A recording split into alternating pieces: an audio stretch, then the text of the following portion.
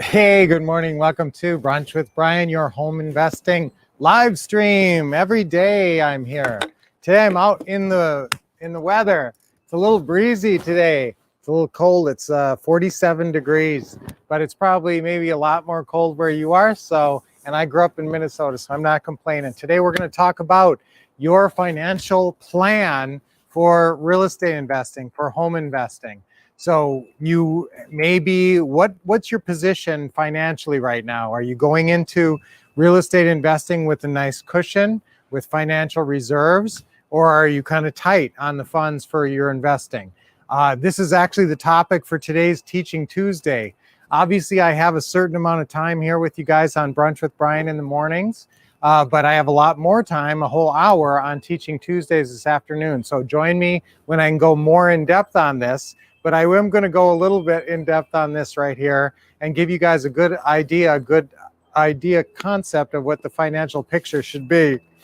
Today is National Kiss a Ginger Day. I say that this year. And you know why Batman always wears dark colors? Because Batman doesn't want to get shot. So why does Robin always wear bright colors? Because Batman doesn't want to get shot. Ha ha. Okay, that's a good joke. Okay, so smile, guys. Keep smiling today as you're approaching your business and the financial part of your business. This is important because it's you're looking at profit. So how much outlay are you going to have to do to get a deal back? And it's a little bit uncertain in the beginning. You're not sure how much marketing costs or what overall costs there are.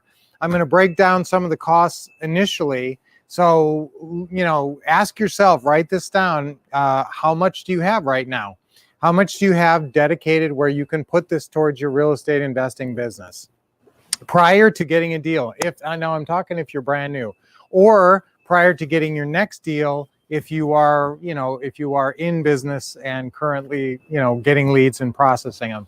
So, but if you're brand new, what are the costs to getting started? You better allot some money to set up an LLC.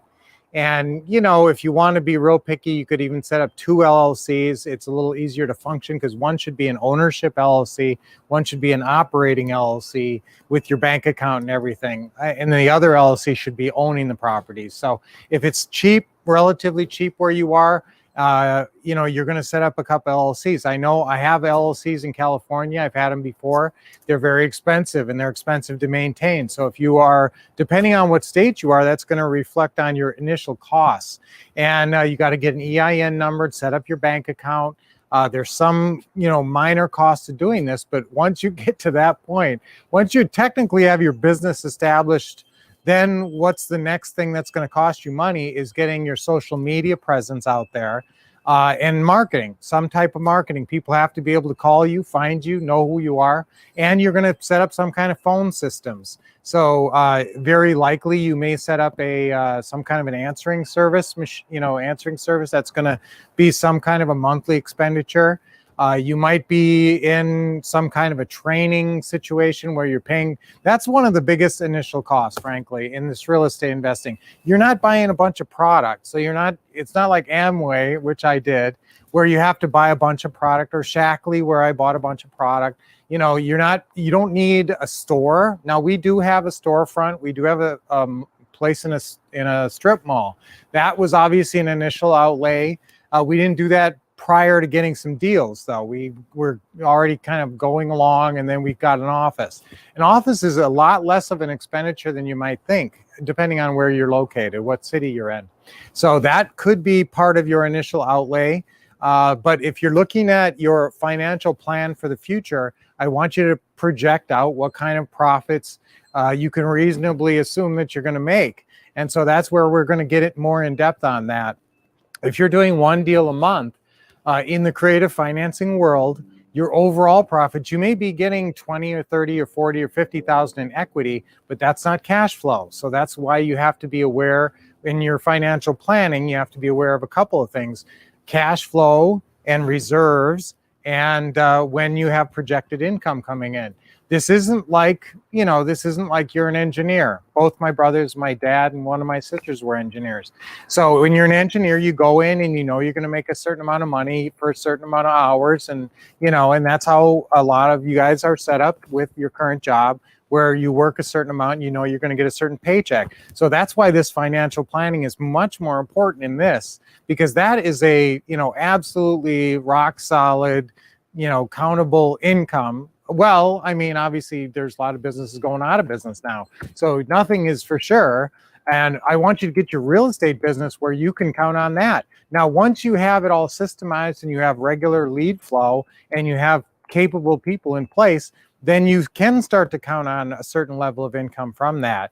Initially, let's talk about what you're going to project. But if you can project in any one given deal, it's probably likely, although every deal is different, that you will have about a $10,000 spendable cash that will and cash infusion into your cash flow from each deal you do.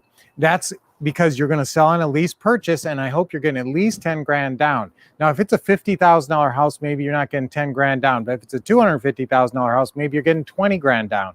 So these things kind of balance out. That's your first initial cash influx. Then beyond that, guys, you're just working off monthly cash flow, monthly spreads. And so depending on how many properties you have, you're not going to get a $5,000 spread on a property. You're going to get a $500 spread, I hope. 500 would be awesome and ideal. But even if it's, a $200 cash spread, now that even you can't count on that. I mean, look at COVID and everything. But guys, I think once we recover from this, you're going to be able to pretty much, you can count on rental income. You always have vacancies. That's why part of your financial plan has to actually account for vacancies.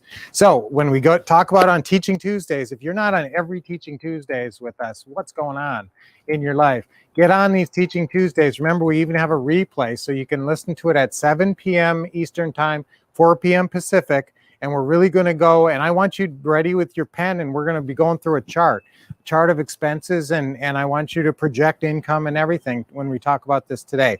So I gave you some kind of a rudimentary skeletal structure there, some things to think about as initial expenses as you're taking on this business, but there's not a lot.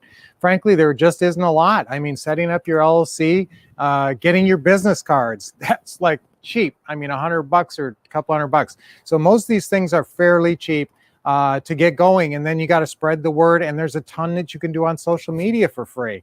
So that's I'm going to get a lot more into that. And that's one of the things, though, I love about this business is you can get in for very cheap. And if you get one deal under your belt, you've got some real operating capital to work with. All right. So awesome. Talking to you on Brunch with Brian, guys.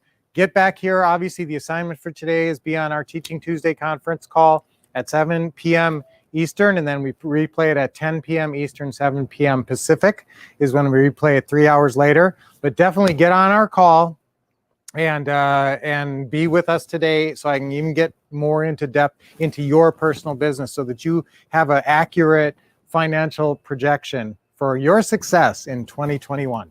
So until we talk to you later today, and obviously you're going to be here for every Brunch with Brian in the mornings. Keep taking action, guys. Keep expecting success and getting awesome training from us right here. See you this afternoon.